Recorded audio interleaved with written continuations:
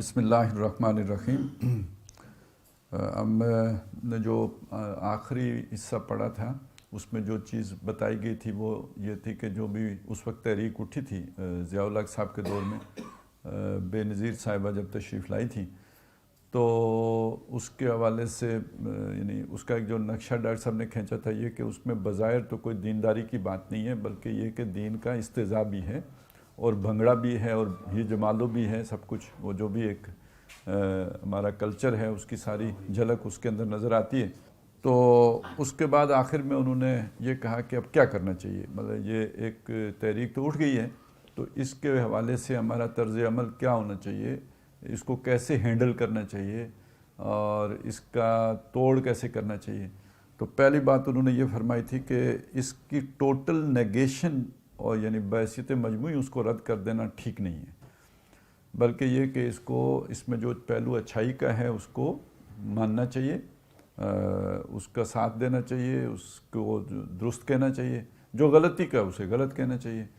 تو یہ جو ایک اصول ہے خذ ما صفا و دع ما قدر، کہ جو صاف ہے اچھا ہے اس کو لے لو اور جو مقدر ہے میلا ہے کچیلا ہے اس کو چھوڑ دو۔ تو یعنی اس کے ساتھ معاملہ ٹوٹل ریجیکشن کا نہیں کرنا چاہیے، بلکہ یہ کہ اچھی شے لے لینی چاہیے، بری شے چھوڑنی چاہیے۔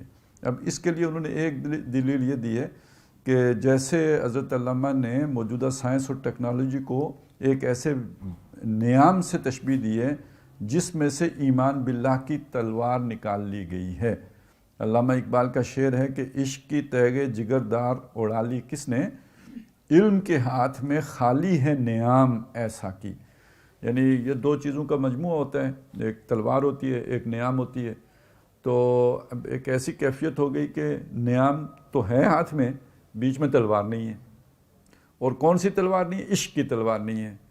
تو وہ علم نیام کی صورت میں رہ گیا ہے، علم کے اندر جو شوق اور عشق اور محبت کی جو تلوار ہونی چاہیے تھی وہ ایمان باللہ ہے۔ تو آج کا جو علم ہے اس علم میں اس کا خول تو ہے، اس کا ظاہر تو ہے، اس کی چکا چون تو ہے، لیکن اس کے اندر ایمان باللہ کی تلوار نہیں ہے۔ تو آگے اس کی انہوں نے وضاحت کی تھی کہ اب ضرورت یہ نہیں ہے کہ نیام کو پھاڑ دو، نہ آپ پھاڑ سکتے ہیں، ظاہر علم کو ختم تو نہیں کر سکتے، آنکھیں جو دیکھتی ہیں اور اب دوربین کے سمجھ دیکھتی ہیں، اور کان جو دوربین ہی نہیں خوردبین کے ساتھ بھی دیکھتی ہیں، اور جو کان سنتے ہیں اور جو ہمارے آواز کی گرفت میں آتا ہے، ظاہر ہے اس کو ختم نہیں کیا جا سکتا، تو نیام نہیں ختم کی جا سکتی۔ ضرورت اس امر کی ہے کہ اس میں ایمان باللہ کی تلوار ڈالی جائے۔ تو یعنی اس سٹرکچر کو تباہ کرنے سے کچھ فائدہ نہیں ہوگا، نہ کر سکتے ہیں آپ، وہ تو دیوار سے سر ٹکرانے والی بات ہے یہ۔ اچھا، پھر اس میں دوسری دلیل ڈاکٹر صاحب نے یہ دی تھی کہ علامہ اقبال تو اس معاملے میں اتنے مطلب وہ پریکٹیکل تھے کہ وہ انہوں نے مارکسزم کی بھی ٹوٹل نیگیشن نہیں کی تھی، مکمل رد انہوں نے مارکس کے فلسفے کا بھی نہیں کیا، بلکہ اس میں بھی کہا کہ اگر اس میں بھی ایمان اور اللہ کو داخل کر دیا جائے تو یہ اسلام بن جائے گا، Marxism plus God is equal to Islam. تو یعنی وہ جو ڈاکٹر صاحب کہتے ہیں نا کہ اس کا رستہ روکنا تو آپ کے لیے ممکن نہیں ہوگا، اس کو اسلامائز کر لیں گے تو کام چلے گا۔ یہ ہماری بات آ کے یہاں پہ مکمل ہوئی تھی۔ اب آگے پڑھتے ہیں، یعنی جہاں سے ہم نے پڑھنا اب شروع کرنا ہے۔ بنا بری، یعنی اس بنیاد پر فکر اقبال کی روشنی میں اس وقت کرنے کا اصل کام یہ ہے کہ پاکستان کی عوامی سیاست کے عظیم دھارے کے آگے بند باندھنے کی لا حاصل ہی نہیں اور حد درجہ مضر اور خطرناک کوشش کی بجائے، یعنی بند باندھنے کا طریقہ کیا ہو سکتا ہے، آپ کرفیو لگا دیں، بند باندھنے کا طریقہ کیا ہو سکتا ہے، آپ مارشل لا لگا دیں، بند باندھنے کا طریقہ یہ ہو سکتا ہے کہ آپ گولیاں برسائیں اور بھگا دیں، تو یعنی آپ اسے بالجبر روکنے کی کوشش کریں۔ تو کہتے ہیں یہ لا حاصل ہے۔ پہلی بات یہ کہ یہ عوامی جذبات ہیں، ان کا آپ توڑ نہیں کر سکتے، ان کو آگے روک نہیں لگا سکتے۔ اور یہ بلکہ ادھر ہی ڈاکٹر صاحب ایک شعر بھی سنایا کرتے تھے کہ پاتے نہیں رات تو چڑھ جاتے ہیں نالے، رکتی ہے میری تباہ تو ہوتی ہے رواں اور۔ تو جب آپ اس کے آگے بند باندھیں گے تو یہ سیلاب لے آئے گا۔ تو یہ لا حاصل ہے۔ اچھا، لا حاصل ہی نہیں، پھر ساتھ کا حد درجہ مضر اور خطرناک، ضرر اور یعنی خطرے کے باعث، اس لیے کہ ہمارا ملک بہرحال کوئی بھی ایسا اندرونی اگر خلفشار ہوتا ہے تو جو بھی گدھ دائیں بائیں آگے پیچھے اوپر نیچے موجود ہیں تو وہ اپنا لچ تلنے کے لیے یا اپنا وہ جو بھی مردار خوری کے لیے جو ہے وہ بالکل تیار بیٹھے ہیں. ابھی میں کل پرسوں کو آرٹیکل دیکھ رہا کہ ہندوستان میں جو تحریک چل رہی ہے سکھوں کی وہ ابھی مطلب وائلنٹ نہیں ہوئی ہے, پرامن تحریک ہے, لیکن یہ کہ اس کے حوالے سے بھی کہیں کینیڈا وغیرہ میں کچھ اس طرح کے مطلب اب کالم چھپنے شروع ہو گئے ہیں کہ عالمی برادری نوٹس لے, اور یہ ہندوستان جو ہے ایک ایٹمی طاقت ہے اور اس کا شیرازہ بکھرنے والا ہے اور ایٹم بم کہیں خطرناک ہاتھوں میں نہ چلا جائے. مطلب اس طرح کی چیزیں ہندوستان کے حوالے سے اگر چل پڑی ہیں تو سوچیں اگر پاکستان میں اس طرح کا مسئلہ ہو تو پھر تو بہت خطرناک ہاتھوں میں جانے کا خطرہ ہو جائے. ابھی تو محفوظ ہاتھوں میں ہے, تو پھر یہ کہ خطرناک ہاتھوں میں جانے کا خطرہ ہو جائے. یہ ہوتا ہے وہ پھر جو ایک نیریٹو آ جاتا ہے. تو وہ ممالک کے جو کہیں کانٹے کی طرح کھٹکتے ہوں تو وہ اس طرح کی کسی بات کو یعنی ان کے لیے اچھی نہیں ہوتی. یہی وجہ ہوتی ہے کہ جب اس طرح کی کوئی سچویشن بنتی ہے اور وہ اول تو بنتی نہیں, بنی جائے تو وہ شیخ کیا ہوتا ہے وہ جی گجرانوالہ سے پہلے ہی ہیلی کاپٹر آ جاتا ہے ادھر چیف ایگزیکٹو سے ملاقات کرنے کے لیے, تو ایشو سیٹل ہو جاتے ہیں. جس نے بحال ہونا ہوتا ہے وہ بحال ہو جاتا ہے, جس نے نہیں ہونا ہوتا وہ نہیں ہوتا ہے. لیکن یہ کہ یہ افورڈ نہیں کیا جا سکتا کہ عوامی ریلا جو ہے جینین والا وہ کہیں اسلام آباد کے حدود میں داخل ہو جائے. وجہ اس کی یہ ہے. تو یہ حد درجہ مضر بھی ہے. اس میں ایمان و یقین کی چاشنی اور حکمت و معرفت کی روشنی شامل کرنے کی کوشش کی جائے. یعنی وہ اس زمانے میں وہ ایک بالکل بے دین قسم کی وہ بات تھی, چونکہ وہ پیچھے اس کا نقشہ کھینچ چکے ہیں, تو اس لیے وہ کہتے ہیں کہ بھئی اس کے اندر یہ اپنے آپ حقوق مانگتے ہیں تو یہ غلط بات نہیں ہے. یہ اگر اپنے آزادی مانگتے ہیں, سیاسی حقوق مانگتے ہیں تو یہ غلط بات نہیں ہے. لیکن یہ جو اس کے ساتھ بے دینی ہے اس کا علاج کرنے کے لیے یعنی اس کے آگے بند باندھنا تو خطرناک ہوگا, لیکن یہ کہ اگر ہم اس میں ایمان کی چاشنی ڈال دیں, مارکسزم کے اندر گاڈ داخل کر دیں, یا اس بے نیام یہ کیا ہے بے خدا نیام میں وہ تلوار جو ہے ایمان باللہ کی داخل کر دیں, تو یہ ایک کرنے کا کام ہے. اب وہ چونکہ ہم ساتھ موجودہ تحریک کو بھی لے کے چل رہے تھے تو اس میں میں نے بطور خاص دیکھا تھا جو انہوں نے پتہ نہیں کتنے مطالبے کیے ہیں, جو حکومت جو ایک چارٹر ڈیمانڈ کوئی کیا ہے نا, تو اس میں 12ویں نمبر پر جو یعنی اسلامی شکیں ہیں ان کا تحفظ یقینی بنایا جائے گا. بھی مولانا فضل الرحمان صاحب نے شامل کروائے, تو ہاں اس میں 12ویں نمبر پہ ہے. پہلے 11 باتیں تو ہو رہی ہیں لیکن 12واں نمبر جو ہے نا انہوں نے اس کو دلوایا ہے. تو بہرحال یہ اصل میں ایک چیز دیکھیں, جیسے یہاں ایک بات سمجھائی گئی, یہ بڑی حکیمانہ بات ہے. آپ کسی بھی جیسے ایک تحریک کی بات ہو رہی ہے, اسی طرح ہر فرد کی بھی بات ہوتی ہے کہ آپ اس کو کسی ایک برائی کی وجہ سے اگر ریجیکٹ کر دیں گے تو اس کی کسی اچھائی کو بھی اس سے بھی محروم ہو جائیں گے. یہ اللہ کے نبی صلی اللہ علیہ وسلم نے بھی بات سمجھائی ہے اور بیویوں کے حوالے سے سمجھائی ہے کہ اگر اس کی کوئی ایک بات تمہیں بری لگتی ہے تو اس میں کوئی اللہ نے اچھی باتیں بھی رکھی ہوں گی, تو ان اچھی باتوں پر غور کر لو. تو اسی طرح جتنے بھی کریکٹر ہمارے ارد گرد ہوتے ہیں, یہ صرف بیوی کا مسئلہ نہیں ہے, آپ کے دوست کا مسئلہ بھی ہے, آپ کے بھائی کا مسئلہ بھی ہے, آپ کے تمام رشتہ داروں کا مسئلہ بھی ہے, آپ کے تمام کولیگز جن کے ساتھ آپ کا اٹھنا بیٹھنا, ان سب کا یہ مسئلہ ہے کہ ان میں اگر آپ کو کوئی شے بری لگتی ہے تو اس کو بالکل چھوڑ دینا, اس کی جو بھلی باتیں ہیں ان سے بھی محروم ہو جانے کا پر منتج ہوتا ہے. تو اسی کو یہ سمجھ لیجئے کہ جو نظریات بھی ہوتے ہیں ان کے ساتھ بھی ایسا ہی ہوتے ہیں, اور جو تحریکیں ہوتی ہیں ان کے ساتھ بھی ایسا ہی ہوتے ہیں. اور اب آپ دیکھیے کہ جس تحریک کی بات ہو رہی ہے وہ تحریک ایک ایسی تحریک تھی کہ جس میں مطلب لوفر پونا تھا. اب اس کے مقابلے میں بہرحال یہ آج کل جو کچھ ہے وہ بہت مطلب وہ یہ کچھ اختلاط مرد و زن تو ہے, لیکن بہرحال اتنا لوفر پانا نہیں ہے. دوسری بات جو میں کہنا چاہ رہا تھا کہ ہماری ایک شخصیت ہیں جو سیاسی مذہبی رہنما مولانا فضل الرحمان صاحب, ان کے حوالے سے بہت سی بری باتیں لوگ کرتے رہتے ہیں, ان کی کہانیاں بھی سناتے رہتے ہیں, لیکن یہ کہ اس موقع پہ دیکھیں کہ وہ ان کا جو بھی ایک کردار یہ والا ہے کہ اس کو پورا گندا نہیں ہونے دیا. اس میں چلیں کچھ تو انہوں نے جو ہے نا وہ اپنا آٹے میں نمک کے برابر صحیح یا کچھ جو بھی شیرات جیسے ڈالتے ہیں اس حد تک تو اس کو کسی نہ کسی درجے میں کوشش کی ہے کہ دکھانے ہی کو صحیح کوئی اسلام کی بات بھی ہو جائے. تو ایمان و یقین کی چاشنی اور حکمت و معرفت کی روشنی شامل کرنے کی کوشش کی جائے اور اس طرح فی الجملہ اس کے رخ کو آسمانی ہدایت کی جانب موڑ دیا جائے. یعنی یہی تحریک ہے. آپ اس وقت چلا رہے ہیں کس بات پر جی کہ ہمیں ہمارے سیاسی حقوق دیے جائیں. یعنی وہ سیاسی حقوق کا مطلب بھی سول سپریمیسی ہوتا ہے نا, یعنی حق ہمارا ہے تو وہ ہمیں دیا جائے. تو کسی اور کی سپریمیسی ہم نہیں مانتے, سول رائٹس کا مسئلہ ہے. تو اب اس کو اگر ہم ان حقوق تک سب پابند ہو جائیں کہ جو اللہ نے انسانوں کو دیے ہیں تو مسئلہ حل ہو جاتا ہے. اس کو یہ اس کے مقابل آنے کی بجائے یا ان کو کیا کس کے یار بناتے ہیں وہ جو بھی انڈیا والا ہے اس کے یار بنانے کی بجائے اگر اس میں اتنی بات پر اتفاق ہو جائے, کہتے ہیں مذاکرات کے دروازے بند نہیں کیے جاتے, تو اس پہ سارے راضی ہو سکتے ہیں کہ بھئی جو اللہ نے انسانوں کو حقوق دیے ہیں وہ ہم دینے کے لیے تیار ہیں اور خود ان سے زیادہ لینے کے لیے کی ہماری خواہش نہیں ہے, فرمائش نہیں ہے.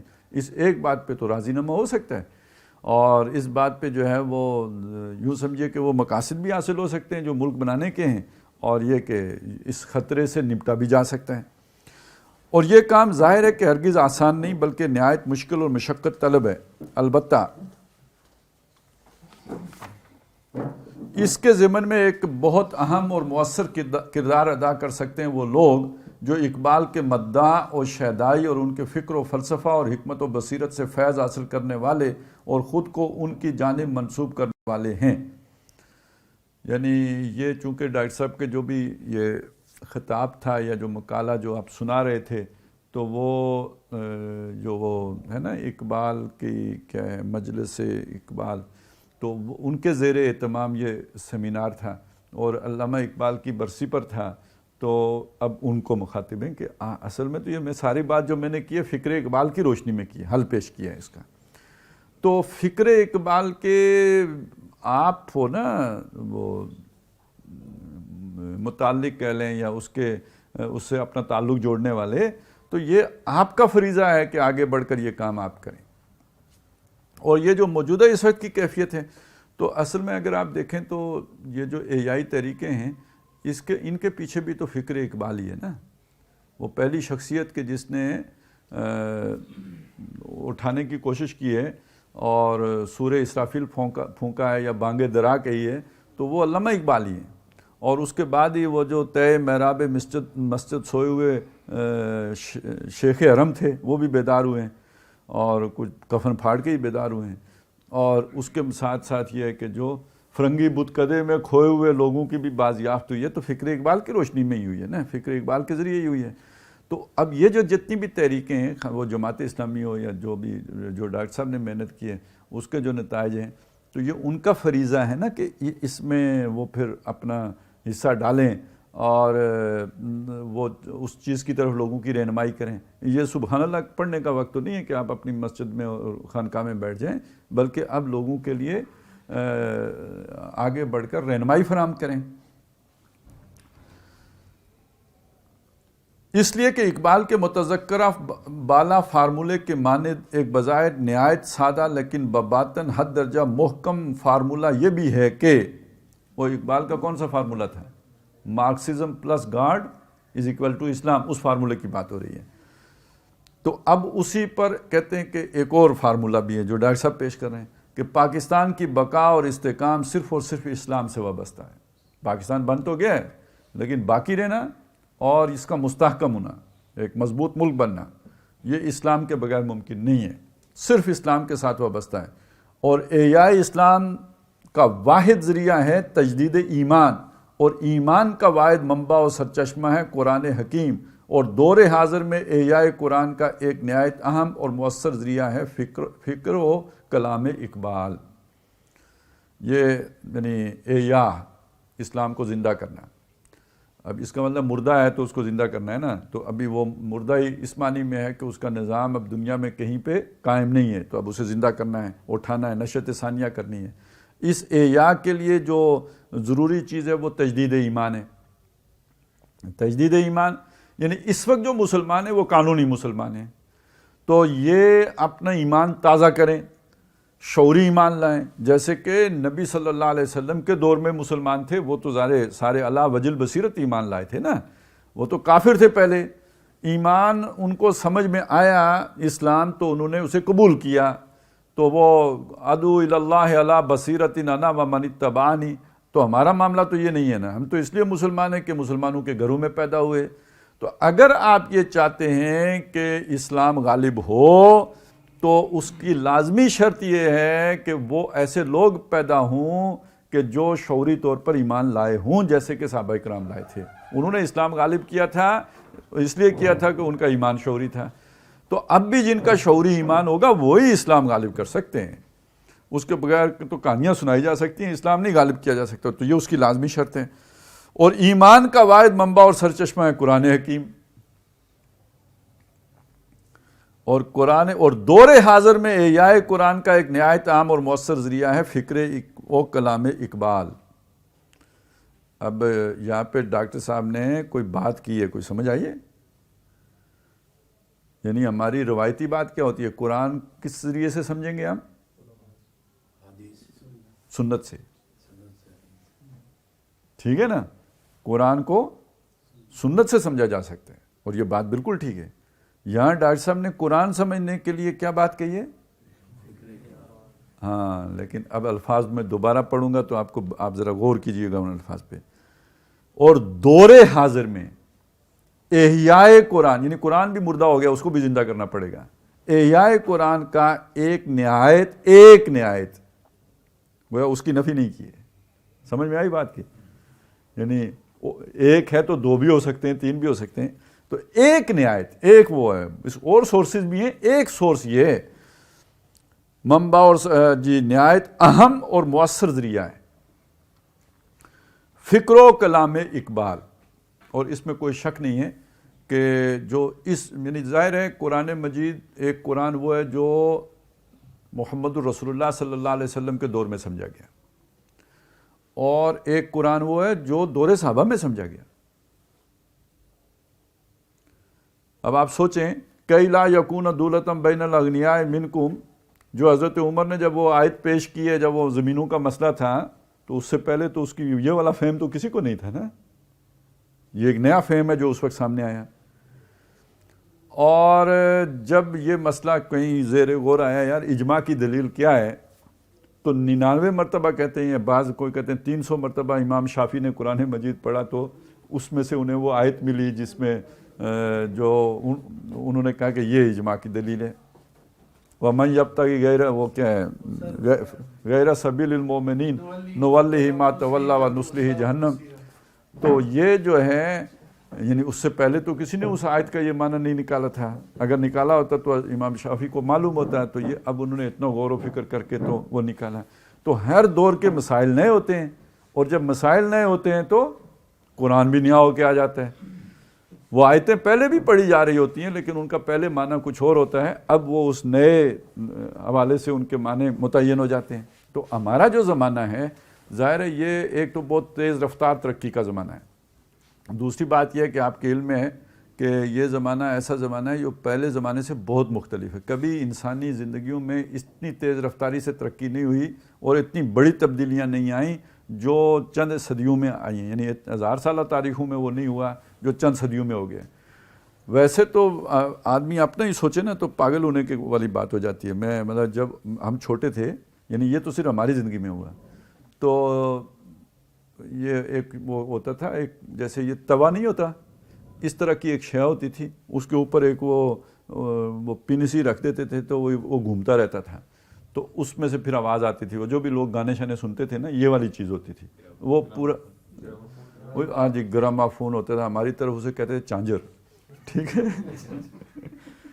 تو یہ شادی والے دن دیکھنا نصیب ہوتا تھا. جس کے گھر میں شادی ہوتی تھی تو یہ بزرگ تشریف اس دن لاتے تھے.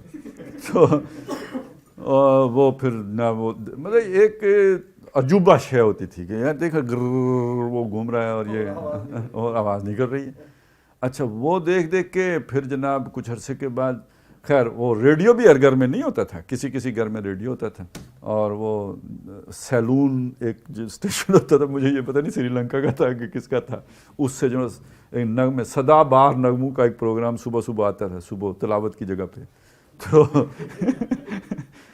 مطلب اس طرح کی چیزیں. پھر وہاں سے چلے جناب ٹیپ ریکارڈر آ گیا، اور جو مطلب صدا بار تو اب سننے کی ضرورت ہی نہیں ہے، بس آپ کے پاس کیسٹ ہے، آپ نے ڈالی کیسٹ اور ٹھک دبائی جو مرضی سنو آپ اپنی پسند. پہلے تو خط لکھتے تھے نا جی، ریڈیو جلند اس کو دوردرشن کو تو پتہ نہیں کس کو، تو پھر وہاں سے کچھ جو ہے نا وہ آتا، آپ کی فرمائش کے مطابق گانا لگتا تھا، فرمائشی پروگرام. اب یہ ہو گیا کہ جناب آپ کے ہاتھ میں جیب میں نکالی کیسٹ ٹھک، اور اچھا یہ بہت بڑی نعمت آ گئی. اور پھر جناب کرتے کرتے اس سے بات آگے بڑھی تو سیڈیاں آ گئیں، پھر ڈی وی ڈیاں آ گئیں، پھر اب کارڈ شارڈ، پھر اینڈرائڈ، اور پھر کہانی ختم ہو گئی. مطلب آپ دیکھیں بھئی ایک زندگی میں کتنی بڑی تبدیلی آ گئی. اچھا یہ تبدیلی تو اس طرف ہے نا. اب آپ سوچیں کہ ایک معاشرہ جو قبائلی معاشرہ ہے، قبائلی معاشرہ بدل گیا، اب کوئی قبیلہ ہی نہیں رہا.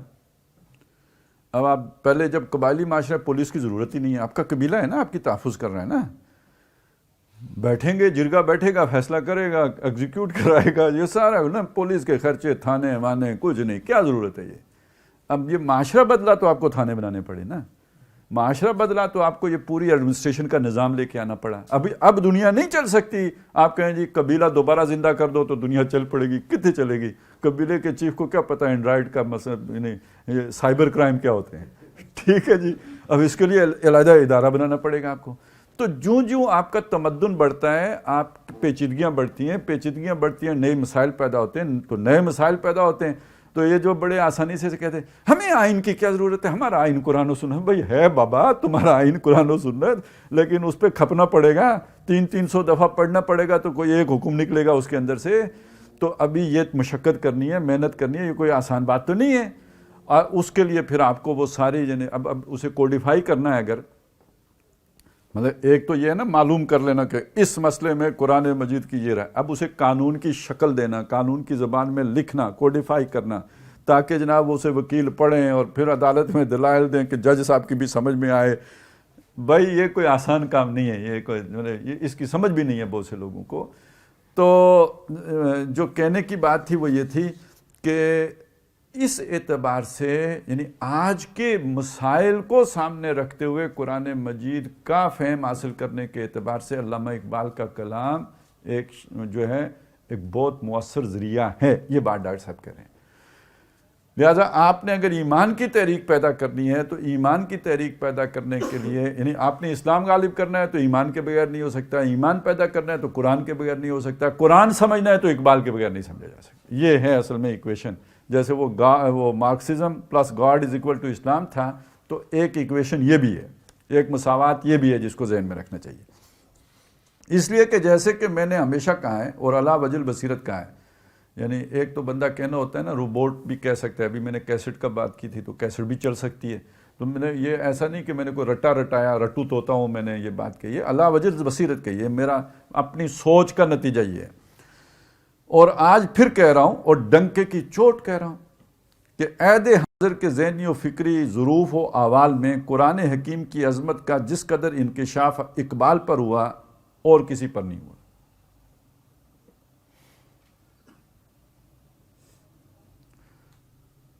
دوبارہ پڑھوں یا یاد ذہن میں گونجا ہے یہ؟ ذرا پھر اس انداز کو دیکھیں. میں نے ہمیشہ کہا ہے. کون کہتا ہے یہ؟ میں نہیں کہہ رہا ہوں، یہ ڈاکٹر صاحب نے کہا ہے یہ. اور کہتے ہیں علی وجہ البصیرت کہا ہے. کوئی جذباتی بات نہیں ہے، میری سوچی سمجھی شعوری بات ہے جو میں کہہ رہا ہوں. آج پھر کہہ رہا ہوں اور ڈنکے کی چوٹ پہ کہہ رہا ہوں. کیا کہتے ہیں جی آپ؟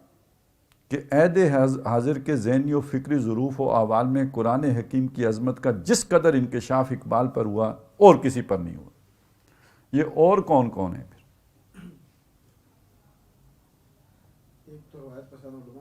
سارے مجمع علیہ. اب یہ ڈاکٹر صاحب کی جو کھیر سے استفادہ کرنے والے ہیں وہ کہتے ہیں جناب وہ تو ہم تو اس سے نہ دائیں ہوں گے نہ بائیں ہوں گے، اس کا مطلب ہے، اور اقبال تو چل رہا سی، تو گویا اس پوری فکر ہی کا کی جڑ کٹ جاتی ہے نا۔ اور موجودہ دور کی اعلیٰ ترین علمی و فکری سطح پر قرآن کے علم و حکمت اور ہدایت اور معرفت کی تعبیر و تبیین۔ اچھا، موجودہ دور کی اعلیٰ ترین علمی و فکری سطح یعنی اس وقت جو دنیا میں، اور دنیا سے مراد صرف پاکستان شریف نہیں ہے اور صرف عالم اسلام نہیں ہے، جو جدید فکری مسائل ہیں فلسفے کی سطح پر، یعنی آپ اسے کہیں دنیا کی جو علمی سطح، یعنی امریکہ کی یونیورسٹیز میں جو چیزیں زیر بحث ہیں یا جو اسکالرز کے ہاں زیر بحث ہیں، اور جو بڑے بڑے دانشور جن پر بیٹھے سر جوڑے بیٹھے ہیں، قرآن کے علم و حکمت و ہدایت و معرفت کی تعبیر، یعنی اس سطح پر، اس لیول کی، جو قرآن مجید کا جو علم ہے اور اس کی جو حکمت ہے اور جو قرآن کی ہدایت اور قرآن مجید کی جو معرفت ہے، اس کی جو تعبیر و تبیین، تعبیر یعنی اس کی جو بھی انہوں نے جو ایک اس کو جو ایک صورت دی ہے یا اس کو جس طرح پریزنٹ کیا ہے، تبیین وضاحت کی ہے، اور تشریح، یہ تو خیر سادہ عام لفظ ہے، اور توضیح وہ بھی وضاحتی، اس کا بھی معنی ہے تبیین، ذرا کھولنا واضح کرنا کی ہے، تو وہ صرف اور صرف اقبال۔ لیکن اس کے لیے اقبال کے مدعاؤں اور شیدائیوں کو، یعنی اب یہ اقبال کی تو یہ پوزیشن واضح کر دی انہوں نے، اقبال تو اب مر گئے، کلام ان کا اب لکھا ہوا ہے کتابوں میں، اور اس کو کے لیے اب اگر اٹھے گا کون، اس کے لیے اقبال کے مدعاؤں اور شیدائیوں کو، مدعا جو ان کے تعریفیں کرتے ہیں، شیدائی جو ان کے عاشق ہیں، کو پیش کر غافل عمل اگر کوئی دفتر میں ہے کہ مصداق، کردار اور عمل کے میدان میں اترنا ہوگا۔ یعنی یہ اب یہ مجلسیں منعقد کرنے سے آگے بڑھ کر باہر نکل کر کوشش کرنی پڑے گی، تحریک چلانی پڑے گی، بھاگ دوڑ کرنی پڑے گی، اور حلقہ اقبال کو محض ایک روایتی اور ثقافتی طائفے کی صورت اختیار کرنے، بلکہ یعنی وہ ایک روایت تو پڑ گئی ہے نا کہ ہر سال انہوں نے 2 اجلاس کرانے ہی ہوتے ہیں، ایک وہ برسی پر اور ایک پیدائش پر، تو یعنی یہ کام کرنے کی بجائے بلکہ روایتی اور ثقافتی طائفے کی صورت اختیار کرنے، بلکہ شدت احساس کے لیے معذرت خواہ ہوں، اب الفاظ نوٹ کریں، مزار اقبال کے مجاوروں کی حیثیت اختیار کرنے کی بجائے۔ یہ جو جس طرف اشارہ کیا وہ کیا ہے کہ ایک ہوتے ہیں نا کوئی بزرگ ہیں، اچھے مشہور ہیں، وہ فوت ہو گئے، اب جب وہ فوت ہو گئے تو ان کو آپ نے کہیں ان کی قبر بنانی ہے، تو اگر آپ سمجھدار ہیں، بزرگ معروف ہیں، مشہور ہیں، تو قبر کسی ایسی جگہ پہ بنائیں جہاں لوگوں کا آنا جانا آسان ہو، کیونکہ اب لوگ زیارت شریف کے لیے تشریف لائیں گے، تو ظاہر ہے وہ تشریف لائیں گے تو خالی ہاتھ نہیں آئیں گے، بزرگوں سے ملنے جانا اور خالی ہاتھ جانا یہ ہماری روایت نہیں ہے، تو جو کچھ وہ یہاں چڑھاوا چڑھا کے جائیں گے وہ بزرگ تو نہیں کھائیں گے، وہ وہاں پہ جو مچھندر بیٹھے ہوتے ہیں وہ اسے نوش جان کریں گے، یا یہ کہ اس سے اپنے جو بھی تن و توش میں اضافہ کریں گے یا اپنے محلات تعمیر کریں گے، یہ حسب استطاعت ہوگا کہ بزرگ کتنی شان والے تھے، تو اور آپ نے ان کی مارکیٹنگ کیسے کی، بعض نے تو کھوتوں کو بھی بزرگ بنا دیے، یعنی کہیں کھوتا دفن کیا اور اس کے بعد اس کی مارکیٹنگ اتنی اچھی کر لی ہے کہ وہ کام چل گیا ان کا، اور اسی لیے کہ گھر پیر، وہ جو کہا نا گھر پیر کا بجلی کے چراغوں سے ہے روشن، ہم کو تو میسر نہیں مٹی کا دیا گیا، گھر پیر کا بجلی کے چراغوں سے ہے روشن، تو اس نے کوئی کھیتی باڑی تھوڑی کی تھی، یہی بکرے کھائے تھے، اور یہ بکرے پہنچتے ہیں وہاں پہ چڑھائے جاتے ہیں، اور پھر یہ کہ بلکہ یہ کہ کسائی کا بھی فائدہ ہوتا ہے، پیر صاحب سے جو ملتا ہے وہ سستا ملتا ہے کیونکہ تھوک کے حساب سے ہوتا ہے، تو لوگوں کی سادگی کا فائدہ اٹھاتے ہیں، یہ مجاور، یہ مچھندر۔ تو اب یہ چوٹ ماری ہے کہ اگر بس صرف اقبال کا نام ہی بیچنا ہے نا تو ٹھیک ہے، تم پیسے نہ بھی لو لیکن تمہاری حیثیت پھر انہیں مجاوروں والی ہے۔ تو میں نے اس کی اتنی تشریح اس لیے کی ہے کہ اور بھی تو نام بیچ کے کھانے والے نا، اپنا جو چورن چلانے بیچنے والے، ٹھیک ہے نا، تو بھائی آپ کو اتفاق نہیں ہے تو کم از کم سچے تو ہو نا، کہہ دو بھئی ہمارا ان سے اتفاق نہیں ہے اور ہم اپنے جو ہے نا اپنا سودا خود بنائیں گے اور خود بیچیں گے، تو پھر تو چلیں، پھر اختلاف کی بات رہ جائے گی، پھر صرف اختلاف کی بات رہ جاتی ہے۔ لیکن جب آپ لوگوں کو چونا لگائیں اور کھوتا دفن کریں تو پھر بتانا پڑتا ہے یار وہ گل نہیں ہے گئی، وہ اس قبر تو کوئی خیر نہیں نکلنا، یہ بتانا پڑتا ہے، پھر کیا کریں۔ تو اب مزار اقبال کے مجاوروں کی حیثیت اختیار کرنے کی بجائے خود اقبال کی خانقاہ سے بھی باہر نکل کر رسم شبیری ادا کرنی ہوگی، اور اس کے لیے انہیں اس ہمت و جرت، محنت و مشقت، ایثار اور قربانی اور بے نفسی اور بے غرضی کے علاوہ جو کسی بھی عظیم مقصد کے لیے لازمی اور لابدی ہیں، حسب ذیل عملی اقدامات کرنے ہوں گے۔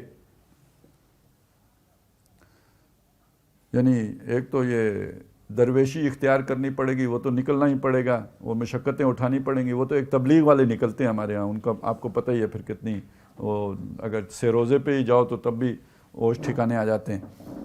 اولاً جس دین، یعنی اس کے علاوہ جو عملی اقدامات ہیں وہ یہ، اولاً جس دین و شریعت کے نام لیوا اور علم بردار ہیں، یعنی ظاہر ہے اگر دوسروں کو دین کی دعوت دینی ہے، ایک تحریک کے اندر دین کا رنگ بھرنا ہے تو اس کے علم بردار بن کے تو جانا پڑے گا، اس پر خود عمل پیرا ہونا۔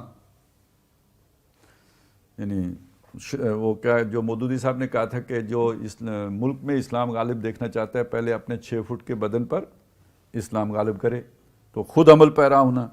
اور اگر جان کی امان پاؤں تو عرض کروں گا کہ اقبال کے مداحوں اور شیدائیوں کے لیے سب سے مشکل اور کٹھن مرحلہ یہی ہے۔ ان کے لیے تو داڑھی رکھنا مشکل ہے، تو اس طرف آنا تو ان کے لیے بہت ہی مشکل ہے، اس لیے کہ انہوں نے خود اقبال کی بے عملی کو سند کا درجہ دے دیا ہے۔ کہتے اقبال خود جڑا نا اپدیشک سی، تو ہمیں کیا ضرورت ہے عمل کرنے کی، تو اس کو گویا یہ سند دے دی۔ اب یہاں پہ پھر دیکھیں، نوٹ کریں کہ جیسے وہ بات آئی تھی کہ کوئی شے آپ کو بری لگتی ہے تو ضروری نہیں ہے وہ کامل بری ہو، اس میں کوئی خیر کا پہلو بھی ہو سکتا ہے، آپ کو وہ خیر کا پہلو اس بری شے سے بھی نکال لینا چاہیے۔ تو یہاں اب اس کے اپوزٹ آ رہا ہے کہ کسی میں اچھائی ہے، بھلائی ہے، وہ اچھا لگتا ہے، تو ضروری نہیں کہ وہ کامل اچھا ہو، اس میں بھی کوئی پہلو کمی کا ہو سکتا ہے، کوئی پہلو جو ہے برائی کا ہو سکتا ہے، تو آپ نے اپنے آپ کو برائی سے یا کمی کے پہلو سے بچانا ہے۔ لیکن انہوں نے تو اسی کو سند بنا لیا کہ اقبال نے چونکہ عمل نہیں کیا تو ہمیں بھی عمل کرنے کی کیا ضرورت ہے۔ حالانکہ قطع نظر اس سے کہ خود حضرت علامہ نے اپنی بے عملی اور تن آسانی کا ہمیشہ ایک کمی کی حیثیت سے برملا اعتراف کیا، انہوں نے یہ نہیں کہا کہ اسی کوئی عمل نہیں کر دے، مطلب یہ انہوں نے فخریہ تو نہیں بیچ میں، انہوں نے اپنے آپ کو یعنی اس کو ایک اپنی کمزوری، اپنی کمی، اپنی کوتاہی کے طور پر اس کا ذکر کیا ہے، اور اسے کبھی سند کی حیثیت سے پیش نہیں فرمایا۔ ان کے فکر کے علو و عظمت کے پیش نظر ان کی بے عملی کی کوئی اہمیت نہیں رہتی۔ اچھا، یہ اب ڈاکٹر صاحب نے ایک اور بات کہی ہے کہ دیکھیں ایک آدمی ہے، اس میں محنت کا جذبہ ہے، علم کا حصول کا جذبہ بھی ہے، شوق بھی ہے، کچھ صلاحیت بھی ہے، لیکن یہ چیزیں اس کی ایوریج ہیں، مطلب وہ بالکل تھوڑی تھوڑی چیزیں ہیں اس کی۔ اس کے مقابلے میں ایک دوسرا آدمی ہے، اس میں عمل کا بالکل کوئی جذبہ نہیں ہے، لیکن وہ علم کے اعتبار سے اس سے چگنا اوپر ہے، تو اس کا عمل اور اس کا علم جمع کر کے بھی اس کے علم جتنا نمبر نہیں لے سکتا۔ تو اب اس اعتبار سے جب آپ ناپیں گے تو اس کے جو ہے وہ پوزیشن بہتر ہو جائے گی، یہ زیادہ جو ہے وہ جسے کہتے ہیں کہ مستند ہو جائے گی اس کی وہ حیثیت۔ تو اس اعتبار سے ڈاکٹر صاحب کہہ رہے ہیں کہ اقبال کا علمی مقام اتنا بلند ہے، اتنا اونچا ہے کہ اگر ان کی عمل میں کمی بھی تھی تو وہ ان کا علم ہی خود ایک عمل کی مثال ہے، یعنی وہ بات کہہ دینا ہی بڑا مشکل ہے جو اقبال کہہ لیتے تھے۔ بلکہ بلا مبالغہ مجھ ایسے لاکھوں انسانوں کا عمل ان کی بے عملی پر نچھاور کیا جا سکتا ہے، لیکن دوسرا کون ہے جو اس کا مدعی بن کر سامنے آ سکے؟ مولانا مودودی مرحوم نے حضرت علامہ کو صوفیاء کے ملامتیہ گروہ سے متعلق قرار دیا ہے۔ یہ نواں کٹا کھولے ڈاکٹر صاحب. یہ بعض صوفیہ ہوتے ہیں.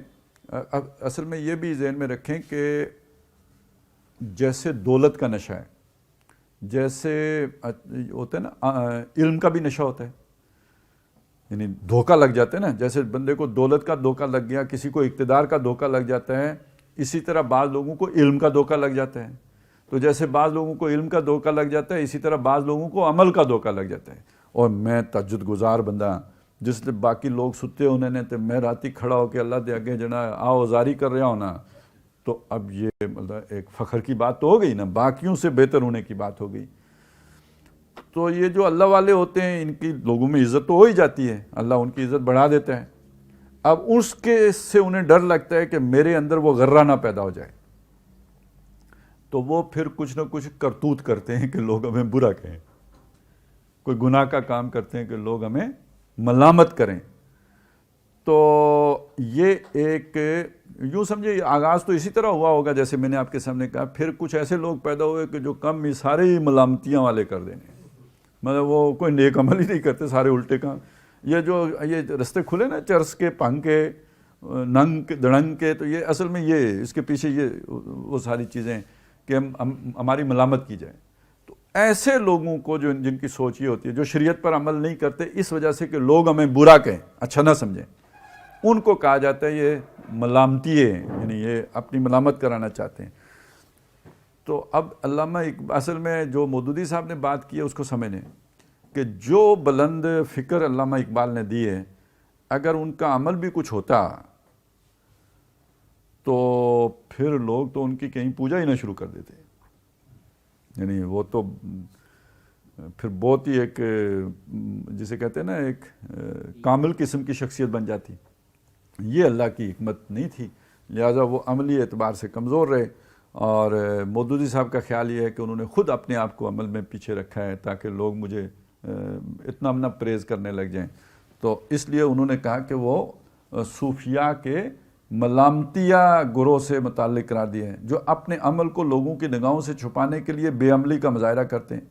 میں یہاں تک بھی نہیں جاتا بلکہ اسے اس قاعدہ کلیہ کے ذیل میں شمار کرتا ہوں کہ نابغہ لوگوں کا عمل بالعموم ان کے فکر کے ساتھ نہیں دے سکتا، اس لیے کہ فکر اتنی بلند ہوتی ہے کہ عمل وہاں تک پہنچنا بڑا مشکل ہو جاتا ہے. تاہم اصل بات یہ ہے کہ حضرت علامہ ہمیں وہ فکر دے گئے ہیں جو اس دور کے لاکھوں نہیں کروڑوں باعمل لوگ بھی نہیں دے سکتے تھے. فکر کی اہمیت گویا عمل سے بڑھ کر ہے.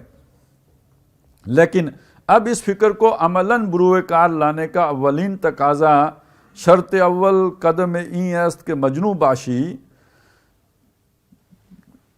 یعنی اس کام کی پہلی شرط یہ ہے کہ پاگل ہو جا، مجنون، دیوانہ ہو جائے، تجھ پہ جنون، یعنی لوگ سمجھیں کہ یہ بس ہر طرف سے کٹ کے اس طرف کا ہو گیا ہے.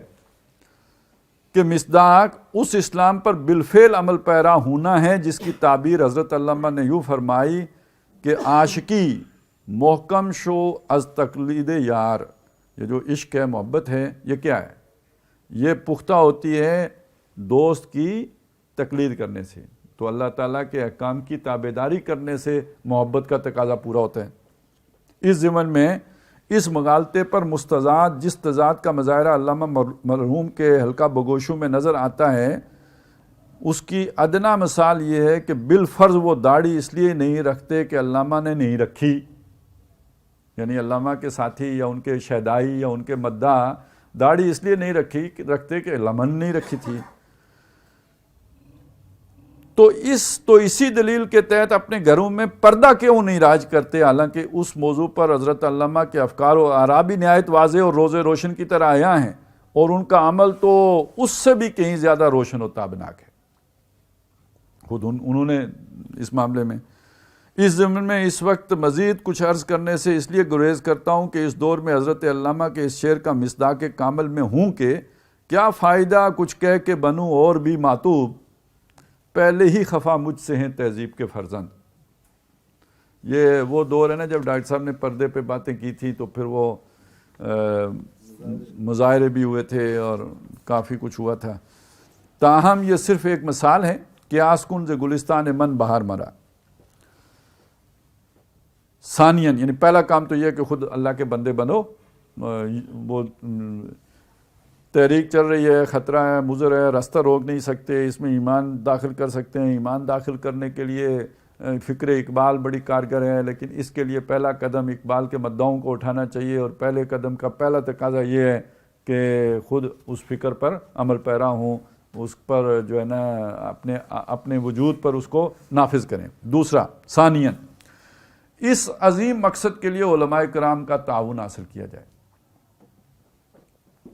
اور اس ضمن میں حضرت علامہ کی ان تنقیدوں اور لطیف اور مزاحیہ انداز کی ان پھبتیوں کے ساتھ ساتھ جو انہوں نے روایتی ملا پر چست کی ہیں، ان کے اس طرز عمل کو نگاہ میں رکھا جائے کہ انہوں نے ہمیشہ علماء حق کا احترام کیا، یہاں تک کہ اپنے تمام تر مرتبہ علمی و فکری کے باوجود بالغ نظر اور وسیع ذہن علماء سے خالص طالب علمانہ انداز میں کسب فیض میں کبھی اپنی توہین یا سبکی محسوس نہیں کی۔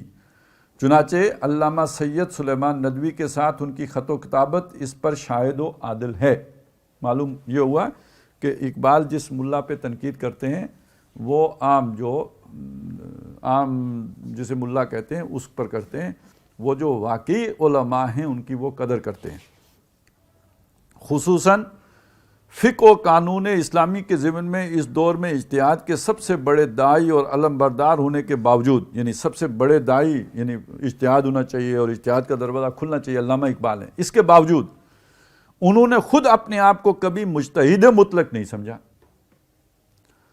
بلکہ اس کے باوجود کہ عربی زبان پر انہیں عبور حاصل تھا، قرآن ان کے رگ و پے میں سرایت کیے ہوئے تھا، اور خود وہ تمام عمر قرآن میں غوطہ زنی کرتے رہے تھے، حکمت دین ان کے ذہن و فکر کی جزو لا ینفک تھی، اور تفقہ فی الدین ان کا اوڑھنا بچھونا تھا۔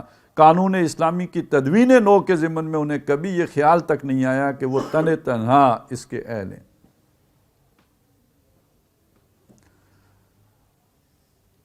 یعنی وہ جو ہوتا ہے نا، ہمارے بھی ایک ہیں بزرگ، وہ پتہ نہیں کتنے سالوں سے تدوین نو کر رہے ہیں قانون اسلامی کی، اکیلے ہی کر رہے ہیں، لیکن علامہ اقبال کو یہ خیال نہیں آیا کہ میں کر سکتا ہوں۔ خود قانون دان ہے، قانون پڑھا بھی ہے، اور اس کے ساتھ یہ بھی ہے کہ عربی بھی جانتے ہیں، قرآن مجید میں غور و فکر اور تدبر بھی کرتے رہتے ہیں، حکمت قرآن سے بھی واقف ہیں، لیکن یہ کہ یہ خیال انہیں نہ کبھی انہوں نے پیش کیا۔ اچھا داعی بھی ہیں کہ نیا اجتہاد ہونا چاہیے، لیکن یہ کہ میں یہ کام کر سکتا ہوں یہ انہوں نے کبھی سوچا تک نہیں۔ بلکہ کسے معلوم نہیں کہ وہ اپنی حیات دنیاوی کے آخری ایام تک بحقیقِ وقت مولانا سید محمد انور شاہ کاشمیری رحمۃ اللہ علیہ سے درخواست فرماتے رہے کہ وہ کسی طرح لاہور منتقل ہو جائیں تو دونوں مل کر وقت کی اس اہم ترین ضرورت سے عہدہ برا ہونے کی کوشش کریں، کیونکہ وہ اصل میں ان علوم میں مہارت رکھتے تھے اور ان فنون کو جانتے تھے، اور جدید دور کے تقاضوں سے علامہ واقف تھے، تو ہم دونوں مل کر یہ کام کر سکتے ہیں۔ نہ تنہا ان کے خیال میں وہ کر سکتے تھے، نہ تنہا اقبال کر سکتے تھے، بلکہ دونوں مل کے یہ کام کر سکتے تھے۔ اس ضمن میں قدیم اور جدید کے امتزاج کی جس قدر فکر اور خواہش حضرت علامہ کو تھی، اسی کا ایک مظہر یہ بھی ہے کہ مولانا سید ابو الاعلیٰ مودودی مرحوم و مغفور کی تحریروں میں اس امتزاج کی جھلک دیکھ کر حضرت علامہ نے انہیں دکن کی سنگلاخ زمین سے ہجرت کر کے پنجاب آنے کی دعوت دی، اور اپنے ایک عقیدت مند چودھری نیاز علی مرحوم کے ذریعے 5 دریاؤں کی سرزمین میں ان کے تمکن کی سبیل پیدا فرمائی، یعنی پنجاب میں 5 دریاؤں کی جو یہ، اور یہ کیوں کہ مولانا مودودی کے ہاں کیا شے خاص تھی؟ قدیم اور جدید کا امتزاج تھا، یہ ضرورت ہے اس کے یعنی آپ اگر قدامت پرست ہو جائیں تو اس جدید دنیا کے ساتھ نہیں چل سکتے۔ لیکن ایک بڑی اہم بات ہے، اس کو سمجھ لیں، یہ جو امریکہ میں ابھی ہوا ہے، آپ کو کوئی سمجھ ہے کہ یہ کیا چکر ہے؟ یہ کیا جنگ ہے؟ ٹرمپ کے کچھ لوگوں نے آ کے جو چڑھائیاں کی ہیں، اور اس کا نتیجہ یہ نکلا کہ جو ریپبلکن جو وہ کانگریس والے تھے یا وہ جو عوام نمائندگان میں جو بیٹھے، انہوں نے بھی ٹرمپ کے خلاف ووٹ دیے۔ وہ جارجیا پہ اعتراض ہوا تھا، تو جب یہ ہنگامہ ہوا اس کے بعد وہ اعتراض ہی انہوں نے واپس لے لیا. چل اعتراض حالانکہ انہوں نے کیا تھا کہ بھئی ہمیں اعتراض ہے. اس کے بعد ایک اور ریاست پہ اعتراض ہوا تھا, وہ بھی اس پہ بھی کوئی اسی طرح کا چیز, ایک وہ پھر رہ گیا, وہ اس پہ ووٹنگ ہوئی. اور یہ پہلے پہ بھی وہ جارجیا پہ ہوا تھا, تو اس پہ جب ووٹنگ ہوئی تو ووٹنگ میں وہ جو ریپبلکن پارٹی کے لوگ تھے, یعنی ٹرمپ کی پارٹی کے لوگ, انہوں نے بھی ادھر ووٹ دیا. 60 لوگوں نے اس کے حق میں ووٹ دیا, یعنی یہ اعتراض کے حق میں, اور باقی پتہ نہیں 172 کے 73 نے جو ہے اس کے خلاف ووٹ دے دیا. یعنی 150 سے اوپر تھے وہ جنہوں نے اس کے خلاف ووٹ دے دیا, اور اس میں ان کے لوگ بھی شامل تھے. یہ اس میں ہوا ہے جو ہاؤس آف ریپریزنٹیٹیوز ہے اس کے اندر یہ ہوا ہے. اچھا, دوسری طرف یہ کہ جو اگلی ریاست تھی اس پہ انہوں نے کہا کہ جی ہمارا اعتراض تو تھا لیکن ہمارے کچھ لوگوں نے اپنا اعتراض واپس لے لیا ان ہنگاموں کی وجہ سے, جو ہے کہ اعتراض ختم, چھٹی. تو تیسرا وہ پنسلوانیا کے کیا بلا ہے اس کی کچھ وہ ہوا ہے اس میں, اور اس پہ بھی ووٹنگ ہوئی ہے اور وہ بھی خلاص ہو گیا. تو اس کا مطلب یہ ہے کہ یہ اور تقسیم ہے, یہ ڈیموکریٹک اور ریپبلکن کی تقسیم نہیں تھی, یہ کوئی اور تقسیم ہے. اس اور تقسیم کو سمجھ لیجئے کہ مغرب میں بھی, صرف امریکہ میں نہیں, یورپ میں بھی ایک ایسا گروہ ایک عرصے سے روبہ عمل ہے, اور کہ جو اس ساری جو بھی جو سیکولرزم ہے یا جو لبرل اقدار ہیں ان کا مخالف ہے. وہ روایت پرست گروہ ہے, وہ معاشرے کو واپس پرانی روایت پہ لے کے جانا چاہتے ہیں.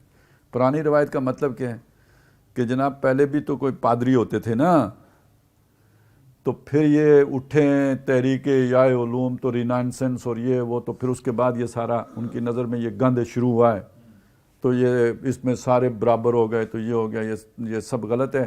اصل یہ گورا وائٹ مین, وائٹ سپریمیسی, اور اس کے ساتھ جو ہے نا وہ چرچ اور وہ ساری جو عیسائی کرسچن روایت ہے اس کا احیاء یہ ہے, اور اس کے پیچھے وہاں کے مذہبی ہیں. تو وہ اس کا تعلق ریپبلکن اور اس ڈیموکریٹک کے ٹکراؤ سے نہیں ہے, اس چیز کے ساتھ ہے. اب اس تناظر میں دیکھیں کہ یہی شے ہندوستان میں ہوئی ہے. ایک کانگریس پارٹی ہے, کانگریس پارٹی جو ہے وہ سیکولر پارٹی ہے, اور اس کے اندر پھر وہ چلتا رہا, اور اب آ کے ابھر کے جو چیز سامنے آئی ہے وہ بی جے پی ہے, جو در حقیقت ہندوستان کی بنیاد پرست پارٹی ہے. جیتے الیکشن ہے لیکن وہ ان کے اندر بنیاد پرستی رچی بسی ہے. وہ ہندو مت کا احیاء چاہتے ہیں اور اس کی حکومت چاہتے ہیں, اور پھر انہی کا یہ ملک سمجھتے ہیں. وہ باقیوں کو تو وہ سمجھتے ہیں کہ سیکنڈ ریٹ, وہی غلامی والا تصور کہ وہ اگر سیکنڈ ریٹ سٹیزن بن کے رہتے ہیں تو رہیں. اسی لیے تو وہ بل لے کے آئے تھے, وہ جو پچھلے جس پر ہنگامہ ہوا تھا. یہ ہندوستان ہے, اور یہی عالم اسلام میں بھی کوششیں ہو رہی ہیں, اور یہ مذہب کے نام پہ ہو رہی ہیں. اور یعنی اب وہ بڑی بڑی شخصیات ہیں, ان کا کیا نام لوں, لیکن سلسلہ ان کا جا کے مغرب سے جڑتا ہے. اس بات کو سمجھ لیں, یہ 2 کام ہوئے ہیں. ایک کام یہ ہے کہ مغرب میں رینائنسنس ہوا ہے, لیکن اس کے نتیجے میں پادری یا جو بھی وہاں کی پاپائیت تھی وہ ختم ہو گئی. ختم نہیں ہو گئی, ہم کہتے ہیں ختم ہو گئی, وہ وقتی طور پہ دب گئی. وہ چنگاری اندر موجود تھی, انہوں نے آہستہ آہستہ اپنا کام کیا, اب وہ ظاہر ہو رہی ہے, ریورسل ہو رہا ہے. اور اس کے ساتھ پھر آئے گا, ابھی تو ہے نا لبرلزم, تو اس کا اینٹی جو ہوگا وہ کیا ہوگا, فیشزم آئے گا, جبریت آئے گی, یہ آزادی سلب ہو جائے گی, اور وہ پرانا جو ڈکٹیٹرشپ والا دور ہے اس کی طرف مراجعت ہو رہی ہے. اب یہاں پہ بھی دیکھیے کہ یہ جو لوگ کہتے ہیں نا کہ یہ اچھا, وہ اس عمل کا نتیجہ یہ تھا کہ جب وہاں یہ حقوق انسانی کا تصور آیا تو یہاں پہ احیائی طریقیں اٹھیں. انہوں نے کہا یار ہمارا بھی ایک حقوق کا تصور ہے, اسلام نے بھی کوئی سیاسی نظام دیا ہے, اسلام کا بھی کوئی معاشی نظام, یہ تحریکیں اٹھیں. یہ تحریکیں قدیم اور جدید کا امتزاج تھی, انہوں نے بہت سی چیزیں مغرب سے لی ہیں. اب یہاں پہ کچھ ایسے لوگ اٹھ رہے ہیں کہ جو کہتے ہیں کہ جناب, جیسے ہم نے تو سنا نا ڈاکٹر صاحب کی فکر میں پتہ نہیں کیا بھی تھا, فلانا بھی تھا, ایک وہ جدیدیت بھی تھی. ایک چیز یہ تھی کہ اس میں ظاہریت تھی, ٹھیک ہے جی, ایک اس میں اعتزال تھا, ایک اس میں پتہ نہیں خارجیت تھی, اور ایک اس کے اندر جو ایک جرم ڈاکٹر صاحب کا تھا وہ یہ کہ اس میں جدیدیت بھی تھی. تو وہ جدیدیت کا امتزاج جو ہے وہ مولانا مودودی کے یہاں بھی تھا. یہی جدیدیت جو ہے نہ کسی درجے میں علامہ اقبال کے یہاں بھی تھی. تو یہ ہے وہ پوری سوچ کہ جو جدیدیت کی ہر صورت کو ختم کر دینا چاہتی ہے, اور ان کی لفاظیاں اور ان کے بڑے لمبے لمبے مضامین اور اس کے اندر جو الفاظ کا ایر اور پھیر ہے.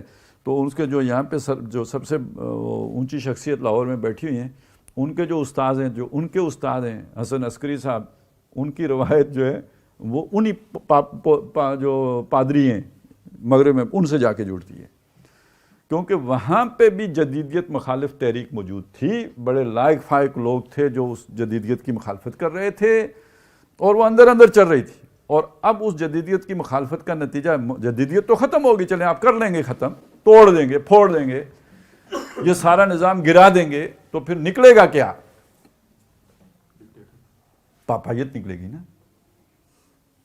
اچھا, اب یہاں پہ نوٹ کیجئے, ہمارے ایک سوچ لوگوں کی ہے, یہ ہمارے یہ والے طبقے میں بھی ہے, وہ حسن عسکری والا طبقہ جو نیچے ہے اس میں بھی ہے یہ بات. اچھا, یہ بات ہم نے باسط بلال صاحب لوگوں سے بھی سنی ہے, یہ جو ہمارے ڈاکٹر یوسف رضا جی ادھر چلے گئے تھے, ان کے یہاں بھی یہ بات ہے کہ یار یہ گاڈ لیس سوسائٹی ہے. یہ کون سی سوسائٹی ہے؟ گاڈ لیس سوسائٹی ہے. ہاں جی, گاڈ لیس سوسائٹی ہے. تو یار وہ جو پادری گاڈ کی بات کرتے ہیں, بڑے جی والے گاڈ کی, ان کا تو ساتھ دینا چاہیے نا. تو پھر انہیں پادریاں تھلے, اور یہ پادریوں کا خدا وہ ہے جس کی نفی قرآن نے کی ہے.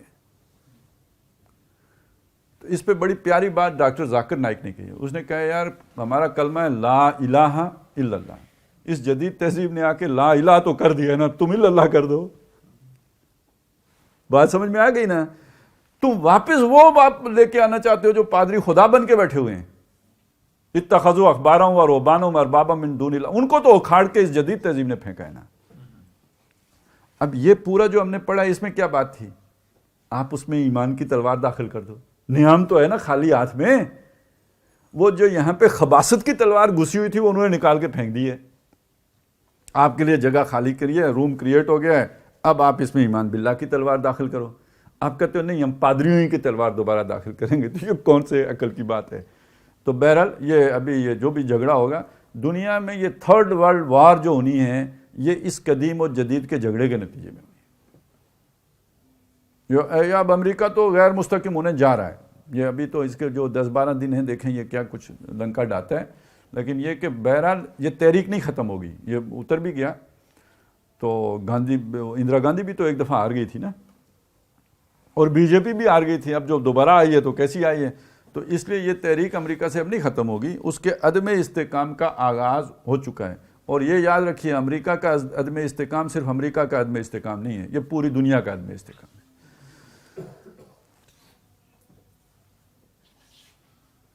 تو مولانا مودودی کو علامہ اقبال نے اس لیے بلا کے وہاں پہ آباد کیا کہ ان میں قدیم و جدید کا امتزاج ہے. تو اس جنگ کو ٹال کون سکتا ہے, برج کون کر سکتا ہے قدیم و جدید کو, جن میں امتزاج ہو, جن میں دونوں چیزیں جمع ہوں. یہ وہ جگہ تھی جہاں ڈاکٹر صاحب اپنے آپ کو پلیس کرتے تھے. یہ وہ جگہ تھی جہاں ڈاکٹر صاحب نے مودودی صاحب کو بھی پلیس کیا ہے. اور یہ وہ جگہ ہے جسے ہم انحراف کہتے ہیں, تنظیم کھسکی ہے اور وہ قدیم کی طرف گئی ہے. مجھے حضرت علامہ کے اس اقدام کا پس منظر نظر آتا ہے ان کے اس قطعے میں. اچھا, جو آج بھی ان کے مرکز کی زینت بنا ہوا ہے کہ بیاتا کارئی امت بسازیں, کمارے زندگی مردانہ بازیں, چنا نالیم اندر مسجد شہر, دلے در سینہ ملا گدازیں. بیا کا مطلب تاکہ, کارے ای امت, اس امت کا کام, سازیں بسازیں سازگار کریں, سنواریں بنائیں, بگاڑنے کے مقابلے میں سنوارنا. کمارے زندگی کا جوا, یا یہاں پہ اس کا مطلب بازی, زندگی کی بازی. مردانہ بازیں, مردوں کی طرح کھیلیں, بازی کھیلیں, یعنی مقابلہ کریں. چنا نالیم, ابھی وہ کیا مقابلہ کرنا ہے, یعنی بندوق اٹھانی ہے یا کیا کرنا ہے؟ چنا نالیم, اس طرح نالا فگن ہوں, آؤ بقا کریں, روئیں چیخیں چلائیں, اندر مسجد شہر, شہر کی مسجد کے اندر جا کے رونا ہے. کہاں جا کے رونا ہے؟ شہر کی مسجد کے اندر جا کے چیخنا چلانا ہے. اور ایسا مرثیہ کہنا ہے اور ایسا رونا دھونا کرنا ہے کہ دل در سینہ ملا گدازیں. یہ جو ملا کے دل میں سینے کے اندر رکھا ہوا دل ہے نا, اس میں کوئی گداز پیدا ہو جائے. وہ کوئی عام دل نہیں ہوتا کہ بڑا جلدی اس میں گداز پیدا ہو جائے. بہت خاص قسم کا رونا پڑے گا تب جا کے. اچھا یہ کس کے ذیل میں یہ بات کہی ہے کہ آپ کو علماء کو ساتھ لے کے چلنا چاہیے, لیکن ان کے ساتھ چلنے کے لیے آپ کو یعنی ایک طرف وہ قدیم و جدید کا امتزاج چاہیے ہوگا, تو آپ جدید ہو وہ قدیم ہے تو آپ کا جوڑ ہو جائے, تو ان کا دل نرم نہیں ہوگا آپ کے لیے. وہ تو بڑا ندا مسجد کی دیواروں سے آئی, وہ تو جواب ہی نہیں دیتے, پتھر بول لیتے ہیں, وہ تو بولتے بھی نہیں. تو لہذا وہ شان استغنا ہے.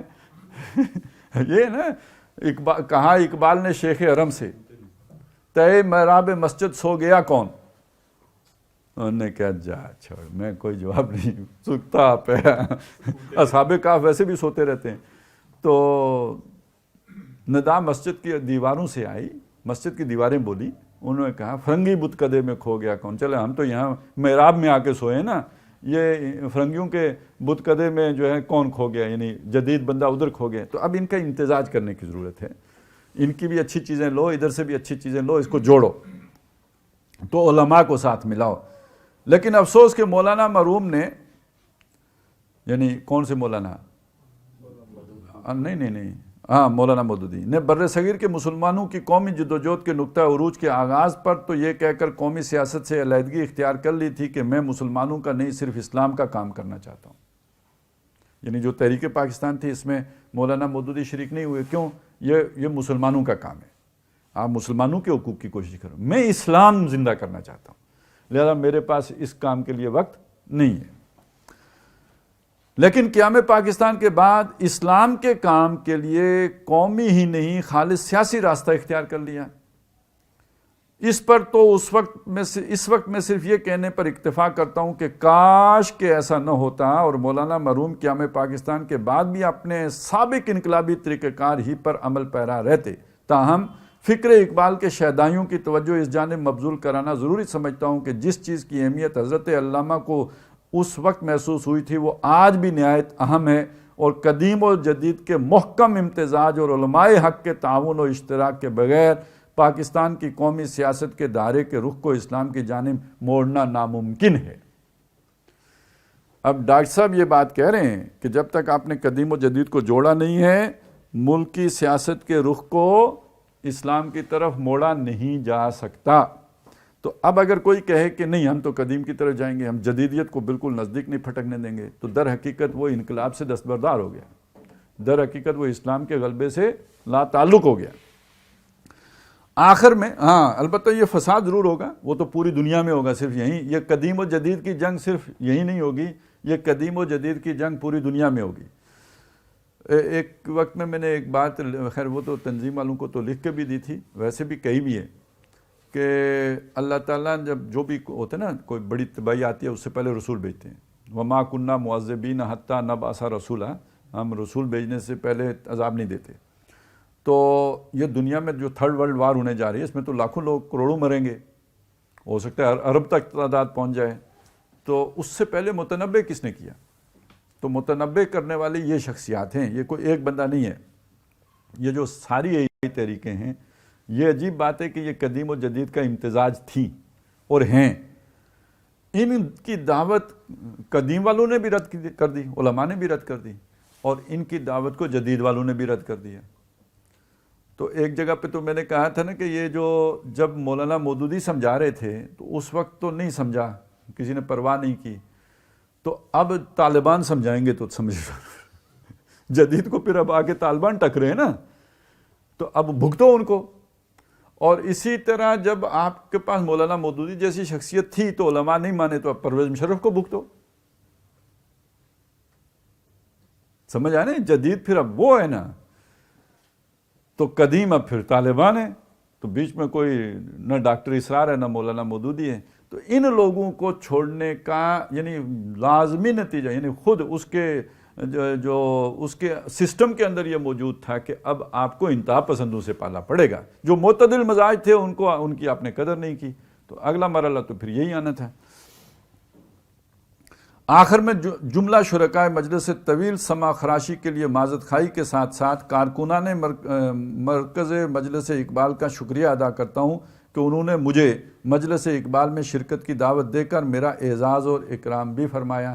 پھر اس کے تقریباً میرا خیال ہے 10 سال کے بعد ہی دوبارہ اعزاز فرمایا ہے کیونکہ ڈوز کافی ہیوی ہو گئی تھی، اور مجھے یہ موقع بھی عنایت فرمایا کہ اپنا درد دل ایسے منتخب روزگار حضرات کی محفل میں بیان کر سکوں، اور آخر دعوانا ان الحمدللہ رب العالمین کے مطابق سب سے آخر میں شکریہ ادا کرتا ہوں اللہ کا کہ اس نے مجھے بھی 3 دن کی مختصر مدت کے اندر اپنے خیالات کو قلم بند کرنے کی توفیق عطا فرمائی، اور میرے ساتھیوں کو بھی ہمت دی کہ اسی قلیل عرصے میں اس کی طباعت کا مرحلہ طے کر لیا۔ یہ کمپیوٹر کا دور نہیں تھا۔ اگر ہم سے کوئی خیر بن آئے تو یہ سب اللہ ہی کی توفیق سے ہوتا ہے، اور خطا ہوتی ہے تو ہمارے نفوس کی شرارت سے۔ اقول قولی ھذا واستغفر اللہ لی ولکم ولسائر المسلمین والمسلمات۔